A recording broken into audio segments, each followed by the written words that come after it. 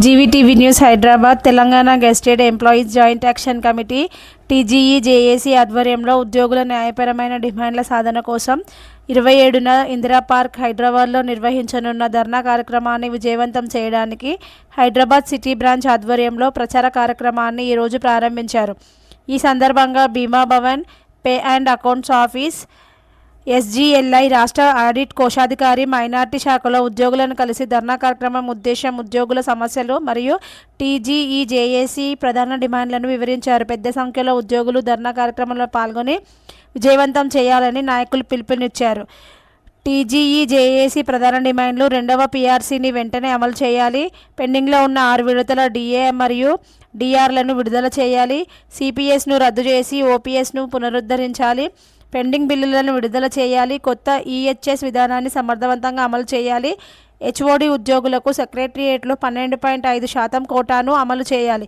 ఈ కార్యక్రమంలో Katkuri Srikanth chairman, Ganduri Venkat convener, P Lakshman Rao, M Nagireddy, CH Venkateswararao, Mohammed Athiq Pasha, Surender Reddy, Santosh, Balanarsingrao, Aditya, Mahesh, Satyanarayana, Prasad, Naveen Kumar, Madhu, TGEJAC Hyderabad city body Indira పార్కులో జరిగే ధర్నాను విజయవంతం చేయాలని టీజీఈజేఏసీ హైదరాబాద్ సిటీ బ్రాంచ్ నాయకత్వం కోరింది.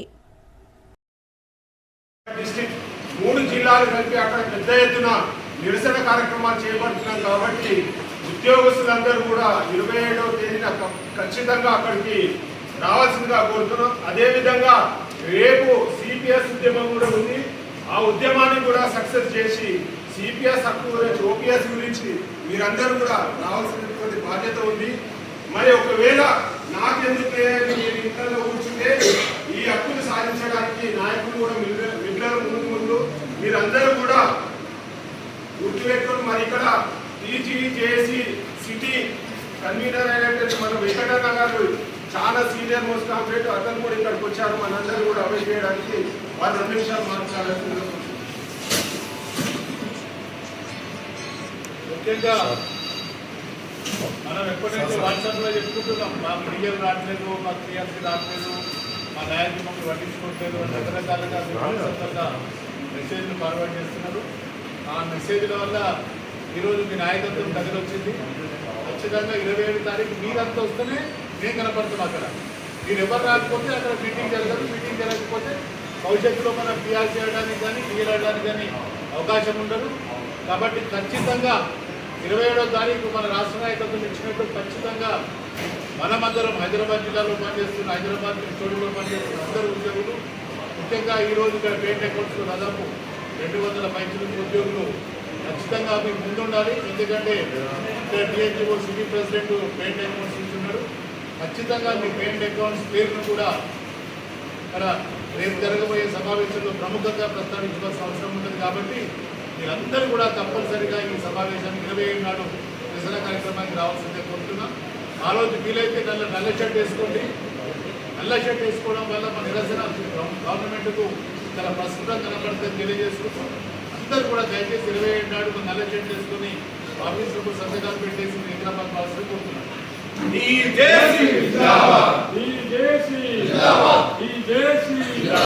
పెట్టినటువంటి సిపిఎస్ నుంచి ఓపీఎస్గా మారడానికి ఇప్పుడు ఎక్కువ మంది మన వాళ్ళందరూ సిపిఎస్ ఉద్యోగస్తులే ఉన్నారు. ఏ ఒక్క సమస్య కూడా మనకు తీరకుంటున్నది. ఇన్ని రోజుల వరకు మనకి ఏంటంటే మన నాయకత్వం లాబింగ్ ద్వారా మెల్లమెల్లగా మన సమస్యలు పరిష్కరించుకుందామని ఒక భావనలో ఉన్నది. ఇక ఇట్లా కొనసాగుతుంటే మన సమయం అంతా వృధా అవుతుంది. కాబట్టి మన ఇప్పుడు ఏమవుతుందంటే ఈ 27వ తారీఖు రోజు ఇందిరా పార్క్ దగ్గర ఒక ధర్నా పిలిపించింది. ఇన్ని రోజులు మనం వాట్సాప్ లోపల మెసేజ్ పెట్టడమే మన పనిగా ఉన్నది. ఇది కాకుండా మనము భౌతికంగా అక్కడ జరిగేటువంటి ఉద్యమం లోపల పెద్ద ఎత్తున పాల్గొని మన శక్తి ఏందో అనేటువంటిది ప్రభుత్వానికి నిరూపించాల్సిన అవసరం ఉన్నది. కాబట్టి మీ అందరూ నిర్ణయించుకునేది ఏంటంటే అందరూ కూడా ఆ రోజు నిరసన కార్యక్రమం కాబట్టి నల్ల రంగు బట్టలు వేసుకొని ఇక్కడ సంతకం పెట్టుకొని అక్కడ ఇందిరా పార్క్ ధర్నాలో కూడా పాల్గొనవలసిందిగా కోరుకుంటున్నాం. ఇక ఇప్పుడు మన టీజేఏసీ చైర్మన్ అన్న శ్రీకాంత్ అన్న మాట్లాడుతున్నారు. ఉద్యోగ మిత్రులందరూ కూడా నమస్కారం. మీరు ఎన్నో రోజులు ఎదురు చూస్తున్నారు. మరి మన పిఆర్సీ ఏమైంది, డిఏలు ఏమైనాయి, సిపిఎస్ విషయం ఏమైంది, 12.5 కోట ఏమైంది, ఇట్లా దాదాపు 64 డిమాండ్లు ఈ ప్రభుత్వం దగ్గర పెట్టి ఇంతకుముందు సంతోష్ చెప్పినట్టు లాబింగ్ ద్వారా ఇవన్నీ కూడా సాధించుకుందామని అగ్రనాయకత్వము చాలా ప్రయత్నాలు చేసింది. మీరందరూ కూడా చూసిన ఒక లంచ్ అవర్ డెమోన్స్ట్రేషన్ చేస్తేనే సీఎం బయటికి వచ్చి మీరు చేయకండి, మీకు కావాల్సిన డిమాండ్స్ అన్ని కూడా నెరవేరుస్తామని చెప్పినటువంటి సందర్భంలో ఒక రాష్ట్ర ముఖ్యమంత్రి చెప్పినప్పుడు మనం నమ్మకపోతే ఎట్లా అనే ఉద్దేశంతో ఆ రోజు మనకు తగ్గడం జరిగింది. అయితే హెల్త్ కార్డు ఇస్తానని చెప్పి మన దగ్గర 1.5% సబ్స్క్రిప్షన్ చేసుకొని మరి దాదాపు 3 నెలల కాలం ముగిసిపోయింది. ఇప్పుడు 4వ నెల. ఈ హెల్త్ కార్డు కూడా ఇంప్లిమెంట్ సరిగ్గా కావట్లేదు. కొంతమంది ఉద్యోగస్తులు నాకు డైరెక్ట్ గా ఫోన్ చేసి కూడా అన్న ఎక్కడ కూడా హెల్త్ కార్డు ఇంప్లిమెంట్ అయితే లేదంటే మరి అక్కడ ఉన్నటువంటి ప్రైవేట్ వ్యవస్థలు వాళ్ళు ససే మీద ఒప్పుకోవట్లేదు, మాకు రావాల్సినటువంటి డబ్బులు చాలా ఉన్నాయి, అవన్నీ కూడా నేను చెప్పినా కూడా హెల్త్ కార్డు వచ్చిన తర్వాత సబ్స్క్రిప్షన్ అయిన తర్వాత మీరు ఇస్తామంటే కూడా ఒప్పుకోవట్లేదు. మరి దానిపైన ఎవరు తీసుకోవాలి చర్యలు? ఈ ప్రభుత్వమే తీసుకోవాలి. కానీ ఈ ప్రభుత్వం నిమ్మకు నీరెట్టినట్టు అట్లనే కూర్చొని సిపిఎస్ విషయం కానీ అన్ని విషయాలలో అట్లనే ఉంది. కాబట్టి ఇక ఓపిక లేదు. ఖచ్చితంగా ఈ 27వ తేదీ మా సత్తా ఏంటో చూపిస్తాము.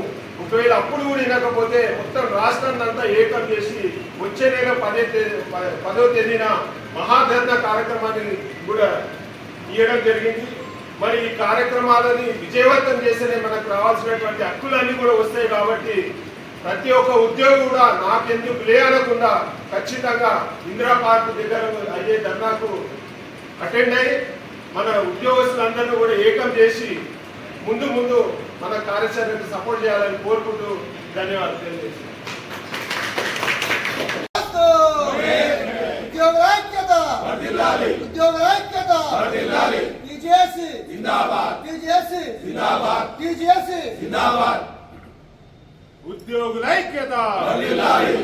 ఐక్యత, జై తెలంగాణ, జై తెలంగాణ. ఫోటో తీసినావా? आवाज दो,